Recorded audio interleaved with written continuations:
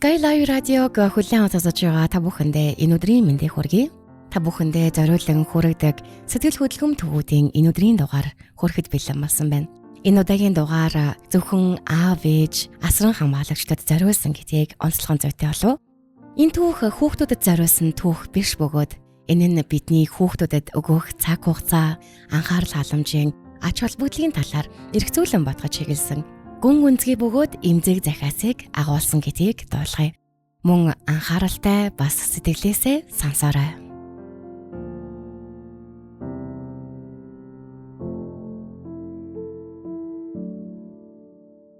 Томсын үдийн хоол. Нэгэн цагт Томас хэмээх хүү байсан бөгөөд өглөө бүр халаасандаа хэдэн төгрөгтэй сургууль руугаа явдаг байж. Эцэг их нь маш их ажилдаг байлаа.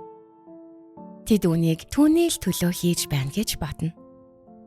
Чи том болохоор ойлгох болно гэж ээж нь ажилдаа явахын өмнө үргэлж хэлдэг байлаа. Томас цайныхаа мөнгөөр жигнэмэг хийж үлсэн ундаа чипс худалдаж авна. Тэд түүнд аз жаргалыг мэдрүүлсэн байсан. Гэхдээ хэсэгхэн хугацаанд л завсралгаанаар найзууд нь өдрийн цайны хайрцгаа гаргаж эсвэл ээжийнхээ бэлдсэн зүйлээ идэж байхад түүнд зөвхөн өнгийн ут элсэн чихэрл байдаг байв. Өдөр хоног сар өнгөрч Томас байнга өвддөг боллоо. Ханиалах, халуурах, суйлдах гэтэл ээж нь эмийн сан орж им авч өглөө. Цаг агаараас л болж байна. Удахгүй зүгээр болно гэж ээж нь хэлнэ. Гэвч тийм зүйл болсонгүй. Нэгэн өдөр эмч ээжийг нь анхааралтай сонсхийг хүслээ. Түүний хоолой намуухан боловч хатуу байв. Намайг уучлаарай. Цусны хор тавдар байна. Ягсан шатантай хүртгэж. Гэхэд ээжийнх нь ертөнц зогсох шиг л болов. Гэхдээ яаж би түүний төлөө, түүний ирээдүйн төлөө бүхнээ цариулан ажилладаг штэ гэж уулаа галдан ойллаа. Эмч түүн рүү ээлдэг харцаар хараад заримдаа тэдэнд бүх зүйлийг өгөх гэж оролдохдоо бид тэдэнд хэрэгтэй зүйлээ өгөхөө мартдаг. Хамт байх, хоол хийж өгөх, анхаарал халамж тавих гээд. Томасын бие олон удаа тусламж хүссэн боловч хинч цаг тухайд нь сонсоогүй байна гэж тэр хэрхэллээ. Томас хэдэн 7 хоногийн дараа эмнэлгийн орон дээрээс хайлахдаа намуухан хоолойгоор ээжигээ дахиад жаахан байж болох уу гэж асуув.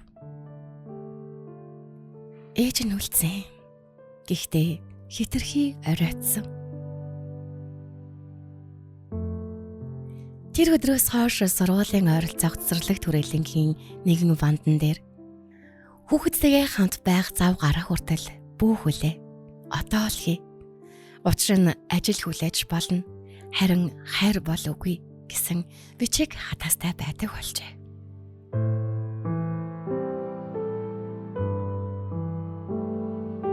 Ажил хөдөлмөр танд олон зүйлсийг өгч чадахч хүүхдийн тэврэлт, хамтдаа хооллох, цагаа олсон яриаг хизээж орлож чадахгүй.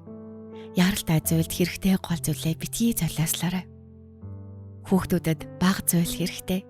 Эцэг эхчүүд хамт байх нь тэдний хэрэгцээ юм шүү.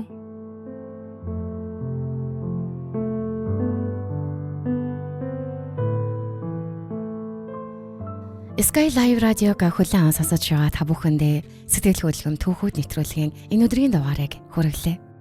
Танд нэгийг бодогдуулж хоёрыг ойлгуулсан гэдэгт итгэлтэй байна. Мөн танд аудио, видео нэвтрүүлэг, контентын хоолой уншилт, байгууллагын танилцуулга үйлчилгээ хэрэгтэй бол манай маркетингийн албаны утастай холбогдорой. 86 33 18 18